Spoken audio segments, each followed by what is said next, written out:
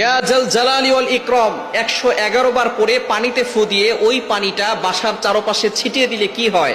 আমরা অনেকেই কিন্তু ঘরের ভিতরে বরকত চাই।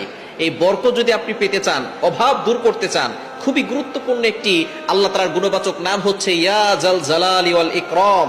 আল্লাহ পাক রব্বুল আলামিনের এই গুণবাচক নাম করে দোয়া করলে আল্লাহ তাআলা সেই দোয়াটা কবুল করেন। এটা আল্লাহ তাআলা নিজে বলে দিয়েছেন। কোরআন খুলেন 9 নম্বর পারা 13 নম্বর পৃষ্ঠার 4 নম্বর লাইন, সূরা আরাফের 180 নম্বর আয়াতে আল্লাহ বলছেন ওয়ালিল্লাহিল আসমাউল হুসনা ফাদউহু বিহা।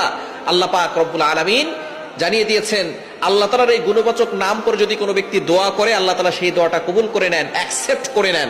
সুতরাং ইয়া জাল জালালি ওয়াল ইকরাম আল্লাহ তাআলার গুণবাচক নাম, এই নাম পড়ে আপনি 111 বার পরে যদি পানিতে ফু দেন, ওই পানিটা একটা বরকতময় পানি হয়। ওই পানিটা খেলে আল্লাহ পাক রব্বুল আলামিন আপনাকে সুস্থতার নিয়ামত দান করবেন। আপনি কল্পনা করতে পারবেন না, অনেক অসুস্থ ব্যক্তি আছে, কোনো ওষুধে তার রোগ ভালো হয় না। এরকম হয় কি হয় না? অনেক ডাক্তার দেখিয়েছে, কোনো রিপোর্টে কোনো কিছু ধরা পড়ে না। ডাক্তার বলতেছে সব জায়গায় সবকিছু ঠিক আছে, তারপরে সে অসুস্থ, সে কোনো সময় সুস্থ থাকতে পারে না। আপনি আল্লাহ তাআলার এই গুণবাচক নামটা পড়বেন, সাথে সাথে সূরা ফাতিহাটাও পড়বেন। সূরা ফাতিহার ভিতরে শিফা আছে, আয়াতুশ শিফা বলা হয় সূরা ফাতিহাকে। সূরা ফাতিহা হচ্ছে উম্মুল কোরআন, কোরআনের মা। সুতরাং আল্লাহ তাআলার এই গুণবাচক নাম খুবই ফজিলতপূর্ণ একটি নাম।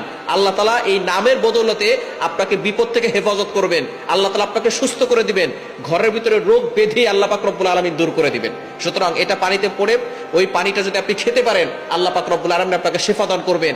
আপনি মনে মনে চিন্তা করবেন আল্লাহ তাআলার গুণবাচক নামের বদৌলতে আল্লাহ তাআলা আমাকে শিফা দান